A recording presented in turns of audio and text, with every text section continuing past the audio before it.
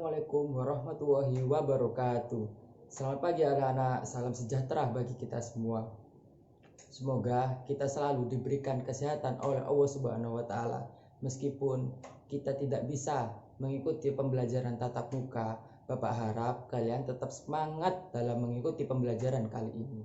Nah, sebelum kita memulai pembelajaran, marilah kita berdoa menurut agama dan keyakinan kita masing-masing.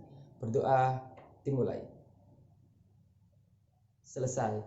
Nah, pada pertemuan sebelumnya, Bapak kan sudah menjelaskan mengenai asal-usul penyebaran nenek moyang Indonesia.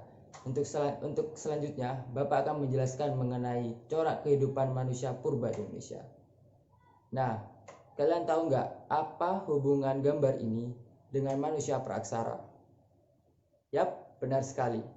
Gua merupakan tempat tinggal manusia praaksara. Sebagai tempat tinggal, gua juga digunakan untuk sebagai perlindungan diri dari hewan-hewan buas pada zaman dulu. Nah, berdasarkan pola huniannya, manusia purba mempunyai dua karakteristik. Yang pertama, kedekatan dengan sumber air. Kenapa air? Karena air merupakan sumber kehidupan bagi semua makhluk hidup, mulai dari tumbuhan, hewan, hingga manusia. Untuk itu, memudahkan manusia purba untuk memperoleh makanan. Pada saat itu, manusia purba cenderung untuk memperoleh makanannya dari berburu hewan dan memperoleh makanan dari tumbuh-tumbuhan. Dan yang kedua, karakteristiknya yaitu kedekatan dengan sumber alam. Kenapa? Karena dengan alam yang terbuka itu memudahkan manusia purba dari pindah ke tempat yang satu ke tempat yang lainnya. Jika berdasarkan perkembangan kehidupan masyarakatnya, manusia purba digolongkan 3 jenis. Ayo, apa ada yang tahu? Nah, yang pertama, masyarakat berburu dan meramu. Pada masyarakat berburu dan meramu ini, manusia purba sangat bergantung dengan alam. Mulai dari berburu, menangkap ikan, hingga mengumpulkan biji-bijian. Manusia pendukung pada zaman ini yakni Pithecanthropus erectus dan Homo wajakensis. Apa sih ciri-ciri pada zaman ini? Yang pertama, alat yang digunakan tuh masih sangat kasar. Dan yang kedua, mereka itu belum mengenal bercocok tanam. Yang ketiga, mereka itu hidup secara berpindah dari satu tempat ke tempat lainnya, atau disebut juga dengan nomaden. Dan yang keempat, mereka itu food gathering atau mengumpulkan makanan. Dan yang kelima, mereka hidup secara berkelompok. Nah, pada masyarakat berburu dan meramu ini, manusia purba juga mempunyai hasil kebudayaan. Hasil kebudayaannya itu berasal dari alat-alat buruan mereka. Ayo, apa ada yang tahu? Nah, yang pertama itu merupakan kapak perimbas. Kapak perimbas ini biasanya digunakan untuk mengupas biji-bijian, mengupas buah-buahan, dan juga mengupas hasil buruan mereka.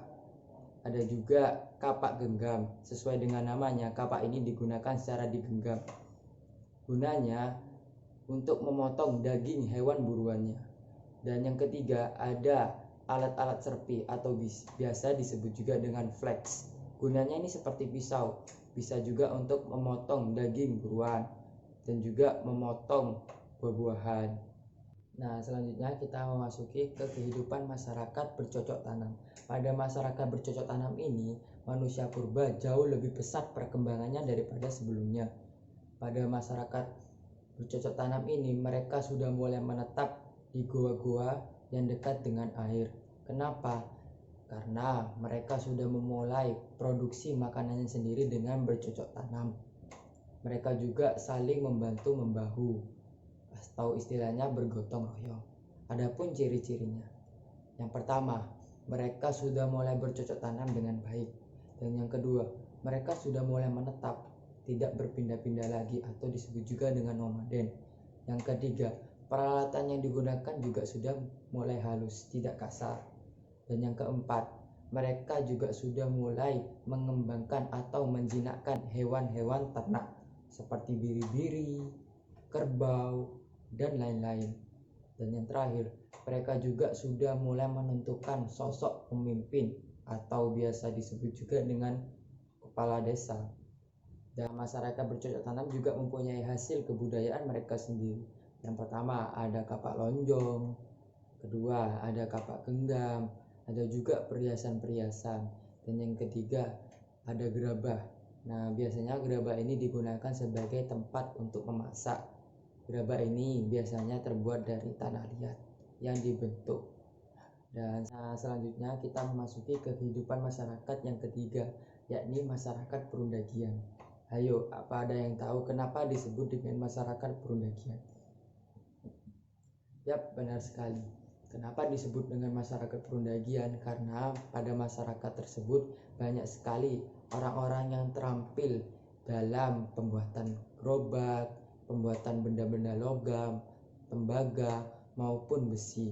Pada saat masyarakat perundagian ini banyak sekali orang-orang yang terampil dalam pembuatan-pembuatan tersebut. Dan ciri-ciri masyarakat perundagian ini yakni yang pertama, masyarakatnya sudah mahir membuat alat dari logam seperti gerabah, perhiasan, dan alat bantu lainnya. Yang kedua, adanya pembagian sistem kerja. Dan yang ketiga, mampu membuat perkakas dari logam, besi, maupun tembaga. Dan yang keempat, mengenal teknik bersawah yang baik seperti irigasi. Yang kelima, tempat hidup di daerah pegunungan atau dataran rendah. Dan yang terakhir, sudah mulai mengenal sistem kepercayaan, yakni animisme dan dinamisme. Ada juga hasil-hasil kebudayaan masyarakat perundagian. Nah, kita bisa melihat slide berikut ini. Nah, yang pertama ada negara perunggu. Negara merupakan genderang besar yang terbuat dari perunggu, berpinggang di bagian tengahnya dan tertutup di bagian atasnya. Dan ini difungsikan sebagai sarana upacara atau kesuburan dan kematian, serta dijadikan simbol status sosial. Dan yang kedua, ada kapak corong, fungsi sama dengan layaknya kapak pada umumnya. Namun, ada juga yang digunakan sebagai alat upacara atau hiasan. Kapak corong ditemukan di daerah Sulawesi, Bali, Jawa, dan Sumatera Selatan. Ada juga candrasa. Candrasa ini berfungsi sebagai tanda kebesaran kepala suku dan sebagai alat untuk upacara keagamaan. Dan yang keempat ada bejana perunggu. Bejana perunggu merupakan sebuah wadah yang bagian bawahnya membulat seperti gitar. Bejana perunggu ditemukan di daerah Sumatera dan Madura. Biasanya digunakan sebagai hiasan. Nah, itu saja yang bisa Bapak jelaskan mengenai materi corak kehidupan masyarakat manusia purba. Untuk selanjutnya, kalian bisa pelajari teori-teori masuknya Hindu-Buddha. Jangan sampai lupa ya, karena ini sangat penting buat materi kedepannya. Itu saja, wassalamualaikum warahmatullahi wabarakatuh.